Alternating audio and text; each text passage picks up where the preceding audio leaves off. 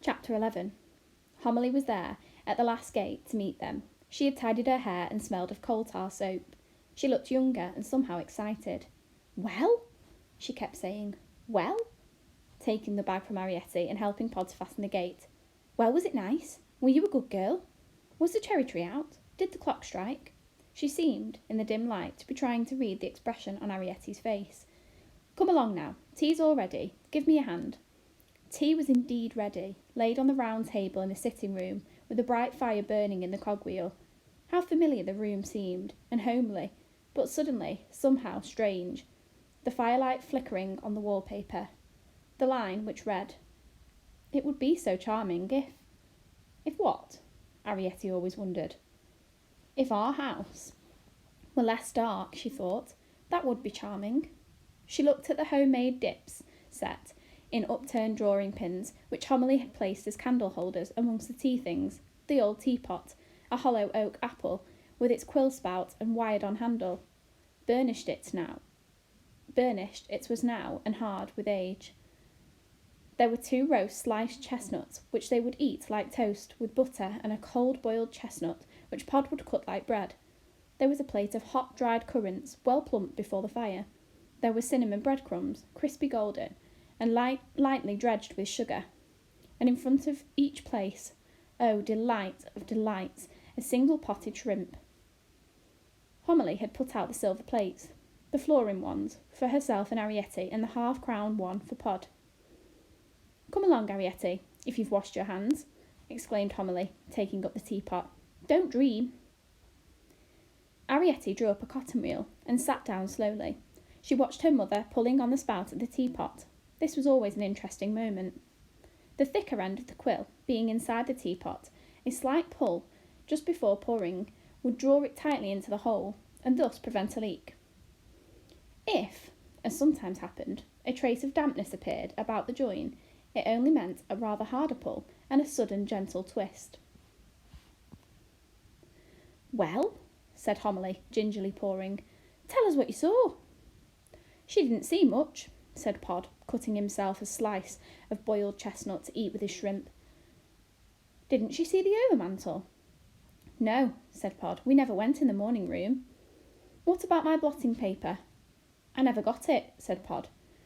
"Now that's a nice thing," began Homily. "Maybe," said Pod, munching steadily, "but I had my feeling. I had it bad." "What's that?" asked Arietti.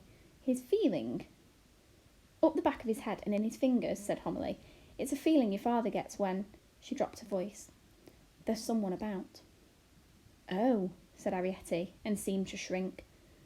"That's why I brought her along home," said Pod. "And was there anyone?" asked Homily anxiously. Pod took a mouthful of shrimp. "Must have been," he said, "but I didn't see anything." Homily leaned across the table. "Did you have any feeling, Arietti?" Arietti stared. "Oh," she said, "do we all have it?" "Well, not in the same place," said Homily. "Mine starts at the back of my ankles, and then my knees go. My mother, hers used to start just under her chin and run right around her neck." "And tied in a bow at the back," said Pod, munching. "No, Pod," protested Homily. It's a fact. No need to be sarcastic. All the bell pulls were like that. Like a collar, she said it was." "Pity it didn't choke her," said Pod. "Now, Pod, be fair, she had her points." "Points?" said Pod. "She was all points." Arietti moistened her lips. She glanced nervously from Pod to Homily. "I didn't feel anything," she said. "Well," said Homily, "perhaps it was a false alarm."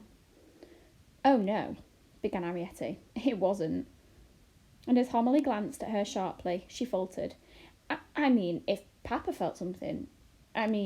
perhaps," she went on. "Perhaps I don't have it." "Well," said Homily, "you're young. It'll come, all in good time. You go and stand in our kitchen, just under the chute, when Mrs. Driver's raking out the stove upstairs. Stand right up on a stool or something, so you're fairly near the ceiling. It'll come, with practice." After tea, when Pod had gone to his last, and Homily was washing up, Arietti rushed to her diary.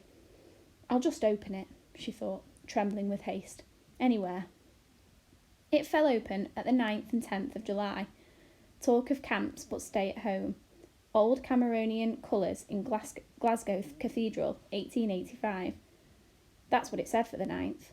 And on the 10th, the page was headed, Make hay while the sun shines. Snowdon Peak sold for £5,750 in 1889.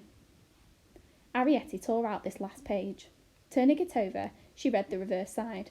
July the 11th. Make not a toil of your pleasure. Niagara Pass by C.D. Graham in a cask, 1886. No, she thought, I'll choose the 10th. Make hay while the sun shines, and crossing out her last entry, mother out of sorts, she wrote below it. Dear Uncle Hendreary, I hope you are quite well, and the cousins are well, and Aunt Loopy. We are very well, and I am learning to borrow. Your loving niece, Arrietty Clark.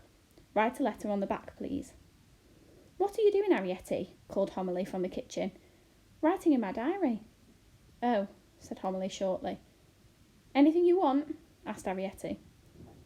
I'll do it later, said Homily. Arrietty folded the letter and placed it carefully between the pages of Bryce's Tom Thumb Gazetteer of the World, and in the diary she wrote, Went borrowing, wrote to H, talked to B. After that, Arrietty sat for a long time staring into the fire, and thinking, and thinking, and thinking.